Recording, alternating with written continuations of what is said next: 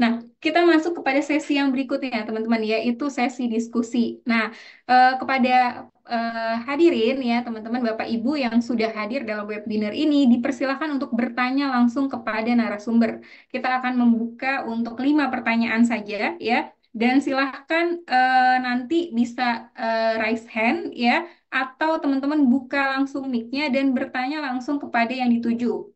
Mungkin pertanyaannya ditujukan pada Dokter Zeki atau Dokter Ahmad Handayani ya.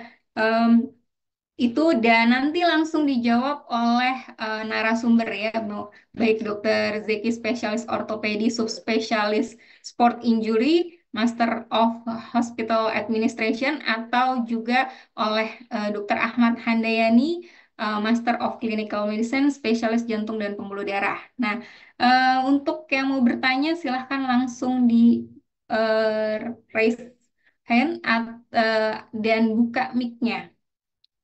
Nanti dibuka mic-nya. Mungkin untuk host Boleh? bisa bantu Boleh? juga ya.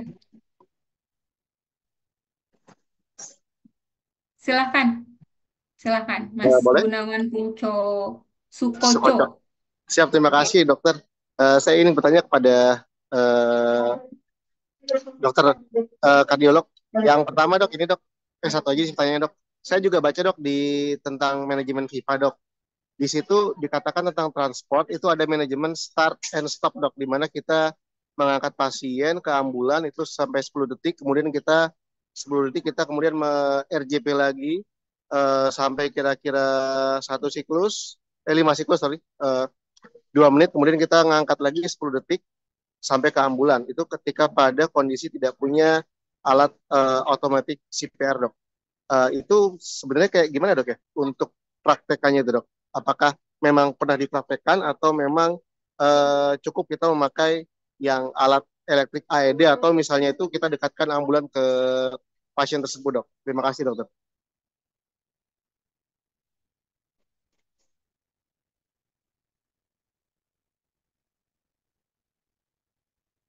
Terima kasih Pak Gunawan ya, Mas Gunawan atau Dokter Gunawan atas pertanyaannya yang sangat baik. Eh, saya terus terang belum membaca istilah tersebut, start and stop. Tapi kalau kita hubungkan tadi, Dokter Gunawan sudah baca bahwa hanya 10 detik, saya eh, analisis bahwa maksudnya adalah dalam melakukan pertolongan itu, kita memang harus minimize interruption. Jadi misalnya nih kita bawa nih pasien, itu harus masih dalam keadaan dia di CPR. Jadi ketika dipindahkan, kalau perhatikan ya, bukan pasien yang kita gotong-gotong keluar. Jadi CPR diteruskan, mobilnya yang masuk. Kalau kita perhatikan sequence-nya, jadi kalau saya coba menganalisis dari apa yang disampaikan tadi, jadi mobilnya masuk, bukan berhenti dulu lah CPR, karena kalau pakai tandu biasa nggak akan kuat itu menanggung beban kita CPR, yang ianya dia makin banyak traumanya nanti, kira-kira begitu ya. Jadi dia di CPR, waktu kita yang dibolehkan untuk kita menghentikan CPR dan memindahkannya 10 detik. Dan sampai di dalam kita langsung melanjutkan CPR karena sudah stable lagi dan kemudian itu lanjut terus sampai dia masuk sampai dia tiba ke rumah sakit dapat penolongan lanjutan. Saya pikir begitu penjelasannya. Dalam aplikasinya juga sangat memungkinkan dan rasional. Kita juga harus melakukan yang seperti itu kira-kira. Baik dok, terima kasih dokter. Cukup membantu dok. Oke dokter. Oke. Ada nih, ada kardio Akita Rukmana. Mungkin bisa di open mic-nya.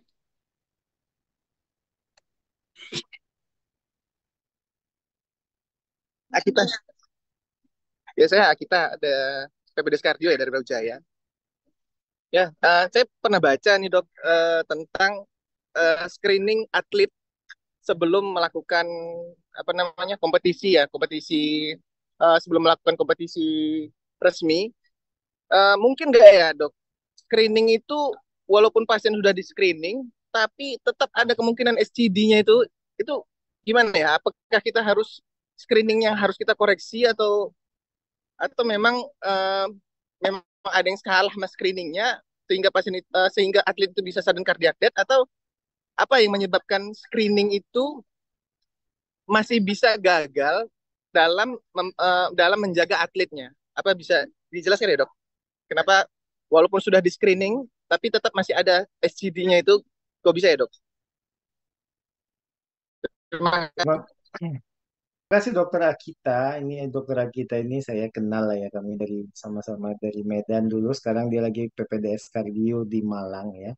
Terima kasih atas pertanyaan kritisnya ya. Memang menarik Dokter Akita. Dan apa yang Dokter Akita tanyakan ini sama dengan yang ditanyakan orang berulang kali di event-event di internasional. Termasuk juga kalau kita nanti bisa lihat berbagai ahli juga ditodong nih dengan pertanyaan ini Dokter Akita.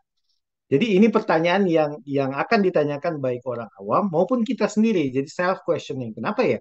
Kita udah punya alat screening, tapi kejadian juga gitu, kebobolan juga apa yang salah. Jadi seperti dalam paparan saya tadi bahwa screening itu akan kita kalau kita ambil dari contoh grupnya Italia, Italia itu dari sekian banyak itu 1,5% yang memiliki detectable lah ya, bahwa dia memiliki suatu cardiac disease, dan ini dia dieksklusikan dari 1,5% itu hanya sedikit saja yang akhirnya bisa eligible untuk apa kembali untuk spot kembali. Misalnya dia sebelumnya ada WPW kemudian diablasi akhirnya dia bisa ikut olahraga kembali, tapi hanya sedikit minority dari case ya. Kebanyakan jadi tidak eligible untuk mengikuti olahraga.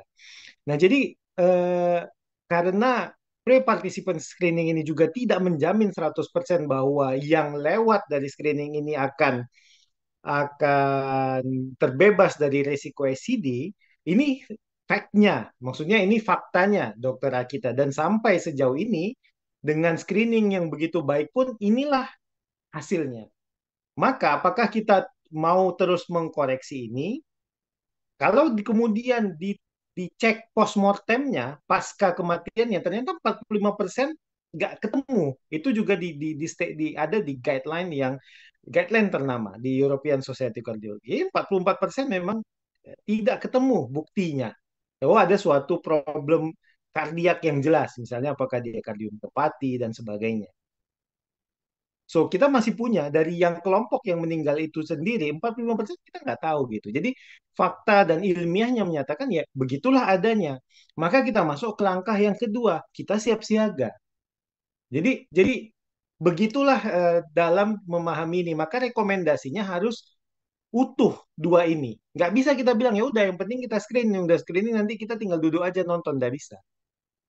Nah, karena fact-nya dan dengan kemajuan teknologi itu, apakah screeningnya perlu kita perbaiki? Saya yakin kalau atlet profesional pasti ada medikalnya paling tidak. Apalagi yang sudah level dunia. Saya yakin bahwa nggak mungkinlah atlet badminton olahraga dunia gitu, tidak melewati sebuah screening. Mungkin kapasitas fisik eh, maksimum, apalagi dengan kemajuan teknologi pasti mereka akan di screening. Apakah treadmill seperti yang rutin kita lakukan?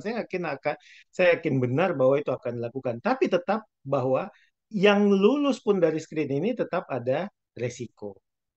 Saya kira demikian.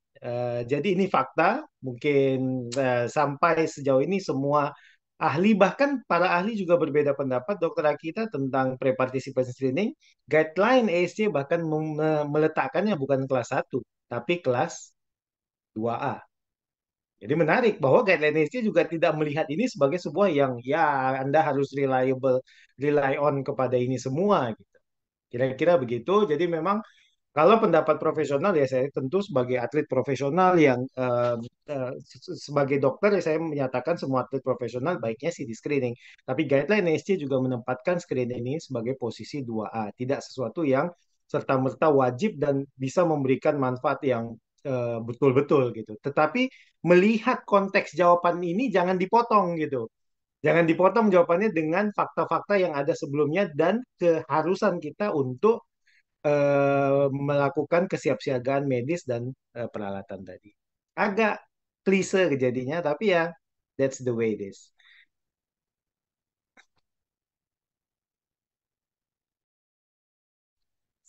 Ya, terima kasih Dokter Yani pemaparannya. Ini ada pertanyaan, eh mungkin ini ditunjukkan kepada Dokter Yani, Dok. Apakah Brugada sindrom terlihat dari gambaran EKG, Dok? Dari Dokter Cahyo. Terima kasih Dokter Cahyo atas pertanyaannya. Ya, memang Brugada sindrom ini pada dasarnya ada beberapa tipe dan ada istilahnya spontan dan provoke ya. Jadi yang paling berbahaya itu kalau dia yang spontan, dokter. Jadi memang spontanius, jadi dia memang manifest pada EKG-nya. Ada itu yang tipe satu. Jadi yang bahaya itu yang tipe satu, eh, yang paling bahaya, semuanya bahaya, paling bahaya tipe satu dan yang spontan. Tapi kalau kita ketemu yang tipe 2, jadi ST elevasi, jadi saya kasih background sedikit, Brugada sindrom ini bisa kita diagnosis berdasarkan EKG, terlihat ada gambaran ST elevasi yang eh, cembung di sadapan V1 dan V2, dan ini manifest pada sebagian kasus, pada sebagian lagi tidak dokter. Dia manifest sebagai Brugada tipe 2 dan tipe 3 dan itu bisa dilakukan provokatif test. Salah satu obatnya dengan ajmalin. Kalau kepada pasien mana yang kita perlu provokatif test, kalau dia yang tipe 2 ataupun tipe 3 ataupun dengan riwayat keluarga yang mengalami Brugada. Jadi jawabannya Brugada dapat kita diagnosis dari EKG, tapi tidak semua spontaneous dia. Manifestasinya tidak semua spontan. Ada yang perlu diprovokasi dengan obat. Itu namanya uji provokasi.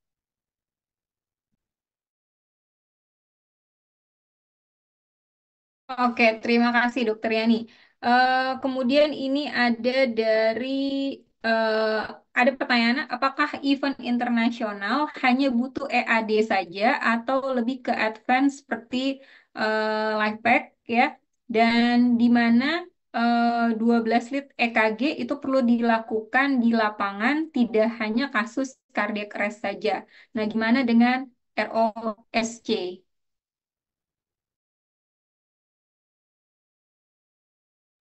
Mungkin kita minta pendapat dari narasumber dari Dokter Zeki kali untuk yang ini. Tentang fasilitas ini dok, gimana? Ya, boleh. Dokter, ya. Ini seru banget ini ya. Silakan Dokter Zeki. Tentang EAD. Jadi pertanyaannya saya ulang ya dok ya. Apakah event internasional itu hanya butuh EAD saja atau lebih ke advance seperti live pack kemudian di apa live pack 12 atau 15 di mana live pack 12 ini ada leads ECG ya, kemudian juga itu perlu dilakukan di lapangan dan tidak hanya kasus cardiac arrest saja. Gimana dengan kasus ROSC? Iya, iya. Yang menarik memang masalah jantung ya, Dok ya. Tereni ya. Ini lagi hangat-hangatnya, jadi pasti sangat menarik pembahasannya. Dan Iya. punya luas ini pembahasannya. Eh, Kalau saya melihatnya simpelnya adalah alat yang butuh universal banyak di setiap tempat tentu yang bisa dipakai banyak orang dan lebih mudah disediakan. Kalau yang advance tentu nanti sedianya adalah di mana tempat rujukannya berada. Itu memang diperlukan. Tapi di lapangan saya rasa AED itu ya harusnya universal. Di tempat-tempat umum, di lapangan itu perlu disediakan. Tapi kalau sudah life pack itu sebaiknya udah di rumah sakit levelnya atau di ambulan transportable-nya gitu ya. Menurut saya sih itu. Triani yang menggunakannya lebih paham. Ya, sangat sepenuhnya Oke. setuju dengan Dokter Zeki. Memang ya untuk fasilitas kalau kita bisa semua lengkap, tentu ya pinginnya lengkap. Tapi tidak mungkin ya, tidak memungkinkan, lah, tidak visible solusi seperti itu. Memang yang general seperti AED, tim yang tersedia, kemudian rute evakuasi itu yang lebih rasional untuk yang dilakukan. 12 lead EKG itu perlu dilakukan di lapangan. Saya pikir dalam pedoman jelas bahwa kita ya bantuan hidup dasar lah ya di lapangan. Kemudian kita transport. di mana kita kemudian di fasilitas lanjutannya melakukan bantuan hidup lanjutan. Jadi ada peran menyiapkan tim penolong yang bisa melakukan bantuan hidup dasar dengan sangat baik di lapangan. Jadi em, bantuan hidup dasar itu bukan hal yang sepele. Jadi bukan dia sangat penting, sangat urgent timingnya, decisionnya, kepemimpinan, kerjasama, baru itu modal pertama gitu. Itulah modal pertamanya. Baru modal berikutnya kita punya sistem transportnya, baru rujukannya. Bukan terbalik, udah ada rujukannya tapi BHD-nya berantakan. Masuk ke rumah sakit udah MBO dia. Udah udah terlalu lama hipoksia otaknya gitu. Jadi saya pikir itu dulu yang kita harus samakan bahwa BHD di lapangannya dibaguskan gitu. Di mana yang ROSC ya, yang ROSC ditolong sesuai dengan pedoman ROSC, Return of Spontaneous Circulation. Ya kita tolong dengan pedoman ROSC. Apakah dia ada masalah kardiak seperti yang harus kita tolong segera? Kalau dia karena acute coronary sindrom dia harus di PCI, pasang stent segera. Kalau dia ada masalah neurologis, dia di target temperatur. Ini sudah masuk ke bantuan hidup jantung lanjutan. Jadi BHD, BHJL yang baik tidak akan ada kalau BHD yang baik tidak pernah dibuat. Jadi yang konsentrasi kita kalau di tempat-tempat umum, di tempat-tempat sport, ya memang bantuan hidup dasarnya. Tidak mungkin menghadirkan misalnya semua klinik di setiap event sport gitu. Saya pikir bukan bukan seperti itu tata cara berpikirnya. Jadi yang memang visible, yang memang menolong dan AED ini kan krusial apabila dia butuh. Ketika kita melakukan shock pada pasien, itu sudah jauh membantu daripada tidak ada shock gitu. Jadi sangat jauh perbedaannya ketika kita punya AED dan AED ini bisa dioperasikan oleh penolong apapun, tidak perlu yang terlalu medis, dia bisa tempel, dia analisis iramanya langsung dan dia memberikan shock ke jantungnya langsung. Demikian. Ya, terima kasih Dokter Zeki, Dokter Yani untuk apa namanya jawabannya ya. Dan ini ada satu penanya lagi nih. Silahkan eh, Dokter Dodi, ini gimana? Boleh di silahkan. Ya, ya, Assalamualaikum. Nama Waalaikumsalam saya Dodi, warahmatullahi saya dari Qatar. Saya kebetulan kerja di ambulans service di perusahaan minyak Qatar. Saya kemarin ikut sama webinar tentang ini juga, tentang tentang webinar tentang kasus atlet ini ya, sudden death di atlet ini.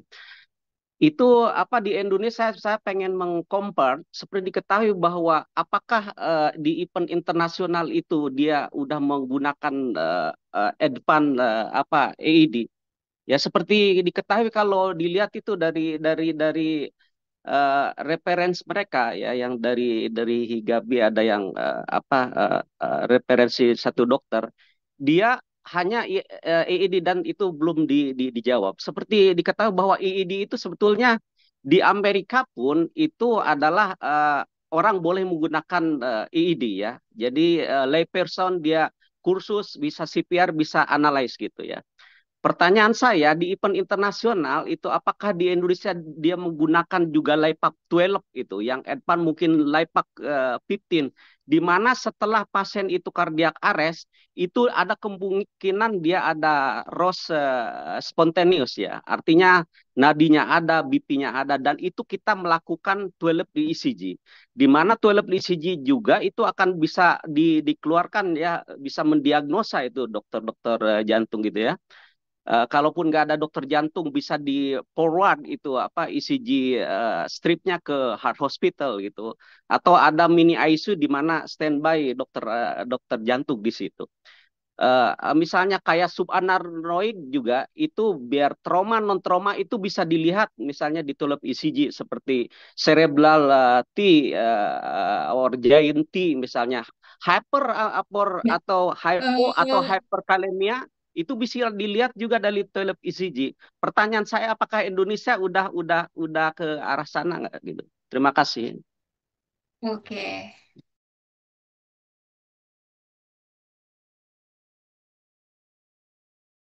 Silakan ini yang lebih berpengalaman, mungkin Dokter Yani, Dokter Zeki bisa apa namanya? Sebenarnya itu lebih ke ini ya, apa namanya?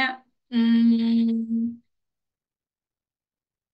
Secara ini eh, lebih ke penanggung jawab mungkin dari Kementerian Olahraga atau apa kalau kalau saya melihat pertanyaannya. Tapi mungkin Dokter Zeki atau Dokter Yani mungkin mau menambahkan. Ya, saya coba menambahkan. Saya rasa ideal apa yang disiapkan itu sebenarnya IOC itu sudah mempunyai guideline sebenarnya untuk setiap tim medis sebenarnya. Itu yang kita semua mesti tahu. Jadi setiap panitia atau penggiat acara-acara ini juga mesti tahu tim medis seperti apa yang disiapkan di lokasi sesuai kebutuhan mereka ya. Mestinya merujuk ke sana ya. Cuman memang kita di Indonesia memang masih banyak kegiatan event-event itu latah hanya mengundang tim medis dari rumah sakit atau dari klinik yang mereka sendiri tidak tahu apa yang harus disiapkan, apa yang harus dilakukan ketika terjadi cedera pada olahraga, bahkan cedera-cedera yang bergensi seperti ini. Itu yang kita mesti edukasi terus ke setiap penyelenggara atau penggiat kegiatan olahraga maupun acara-acara lainnya juga mempersiapkan tim medis itu dengan tepat ya. Jadi bukan asal tim medis yang disiapkan, tapi mereka tahu apa yang akan terjadi di kondisi tersebut sehingga bisa eh, contingency planning-nya itu jalan. Bagaimana nanti bahkan menyiapkan kemana rute rujukannya, rumah sakit yang harus mendapatkan tata laksana lebih lanjut itu sudah harus disiapkan. Bukan berpikir ketika terjadi baru dipikirkan, terlambat biasanya. Itu menurut saya yang penting. Kalau lengkap saya rasa masih jauh banyak yang belum tersedia dengan baik ya.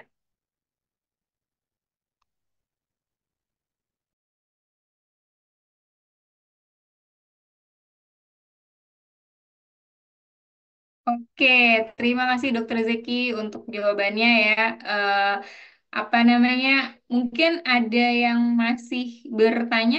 Kalau masih ada yang bertanya, eh, kalau sudah mungkin sudah tidak ada yang bertanya ya. Ini ada satu pertanyaan lagi sebenarnya dok. Satu pertanyaan, perkenalkan saya Novita, ini dari rumah sakit di Morotai, setahu saya ya. Izin bertanya kepada Dokter Yani, apa ada jenis penyakit jantung yang paling sering mendasari terjadinya sudden death pada atlet? Dan bagaimana caranya mendeteksi kondisi jantung yang beresiko tersebut pada atlet? Terima kasih dokter.